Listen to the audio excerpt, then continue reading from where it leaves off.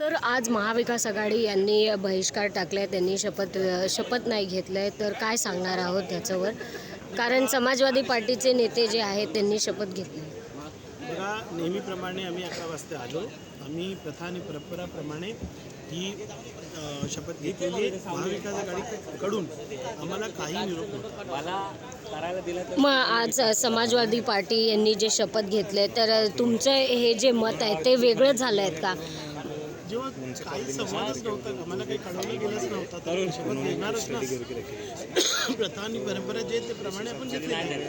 तुम्ही काही निर्णय घेतला तर आम्हाला कळवत असेल, आम्हाला काहीच कल्पना नव्हती. एकीकडे अशी माहिती समोर आली आहे की आता उद्धव ठाकरे जे आहे ते हिंदुत्ववादी यांना समर्थन करत आहेत, तर याच्यामध्ये समाजवादी पार्टी यांचे जे मत आहे ते वेगळं झालं आहेत का? बघा, एक ट्विट सन्मान्य मिलिंद नार्वेकर जे शिवसेना उभाटा गटाचे MLC आणि मोठे नेते त्यांनी केला होता.